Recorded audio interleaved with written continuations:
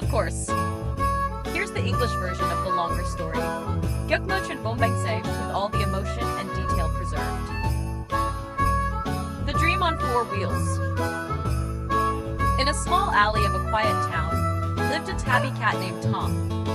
His house was tiny but tidy, filled with sketches he'd drawn on rainy nights, drawings of cars, four-wheelers, two-wheelers, winged ones, cars that flew. Every car had a small, smiling cat at the wheel, racing through starlit skies. Tom wasn't particularly talented. He couldn't play guitar like the alley cat next door, couldn't cook fancy meals, couldn't dance or sing. But he had something else, a heart full of dreams, and one dream in particular. To own a car. Not to show off, not to chase fame. He just wanted to drive through the streets, the fields bathed in sunlight, the falling leaves of forest paths, to see the world beyond his little window. One late afternoon, coming back from the bookstore where he worked part-time organizing shelves for an old cat librarian, Tom walked past a sleek showroom called Wheels and Whiskers. That's when he saw it. A silver car, shining like moonlight, compact, soft rubber wheels, body smooth as a kitten's fur. The steering wheel was engraved with a tiny paw print, the signature of Cars for Free Spirits. Tom's heart skipped. He pressed his cheek against the glass, fogging it up. His eyes sparkled with a light only dreamers recognize. "How much is it?" Tom asked, voice barely a whisper. 5 million dried fish tokens. Comes with a bonus fish-shaped horn. The sales cat, a sleek gray feline, replied cheerfully. Tom swallowed hard. His monthly salary? 800 tokens.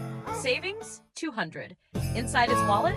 2 dried beans and a note. Don't give up. That night, Tom didn't sleep. He sat under the soft glow of his reading lamp, staring at the sketch he made of that silver car. "I'll get it. No matter what," he whispered. The next morning, his journey began. The road to the dream. Tom asked to work overtime at the bookstore, mopping floors, wrapping books, even organizing the dusty top-floor library. Afterward, he took a night delivery job for a bakery called Paw Paw Pastries. All day, Tom ran back and forth. He didn't eat out, only brought home-cooked meals, plain rice and old dried fish. One rainy evening, while delivering cakes in a dark alley, Tom slipped and fell. The box flew open.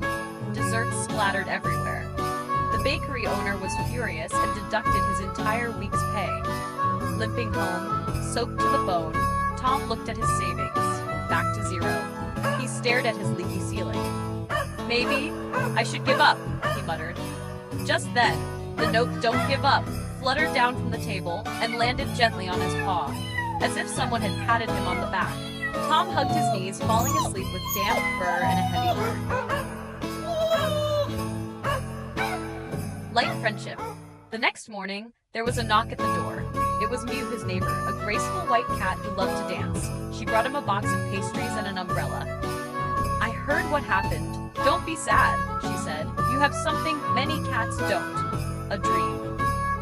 Tom managed a weak smile. He said nothing, but something in him began to warm. That day, Mew helped him apply for an apprenticeship at a woodwork shop run by a tough old cat. The job was hard, but the pay was good. Tom learned to make chairs, bookshelves, and eventually a park bench engraved with "Resting is part of the journey." Every coin he earned went into a glass jar labeled "My Silver Car." The season of change. 3 months passed. The jar was nearly full, only 500 tokens left to go. One day, Mew rushed over, waving a flyer. "A contest," she beamed. "Design a wooden toy for orphan kittens. First prize, 500 dried fish tokens." Tom stayed up 2 nights carving a little wooden car, shaped exactly like the silver one he dreamed of. When touched, its wheels turned, and a tiny lullaby played. Dreams lie in little paws. The judges were moved to tears. Tom won first prize. Wheels begin to turn. Tom brought all his tokens to Wheels and Whiskers. The gray sales cat recognized him. "You're the little one who's been staring at that car for months, right?" She handed him the keys. Tom climbed into the seat. Silence. He could hear only his own heartbeat. whisper of rubber tires on polished floors. He drove through the streets, past the corner where he once fell in the rain, past the flowering trees and his favorite bakery. Mew stood on the sidewalk, waving. Tom stopped and opened the door. "Want a ride? I'm chasing sunsets today." And then, the next morning, Tom woke up. His head still rested on his tiny pillow. Next to him was the car magazine. Modern Cars for Modern Cats, stained with a little drool. It was just a dream. But this time, Tom didn't feel sad. He stretched, opened his closet, put on his coat, and grabbed the job application form for the woodwork shop. Because he knew one thing for sure. If you dream sincerely enough, one day, your dream will find its wheels. Would you like a version with illustrations or formatted as a storybook? Or perhaps a continuation of what happens after Tom finally gets his real car?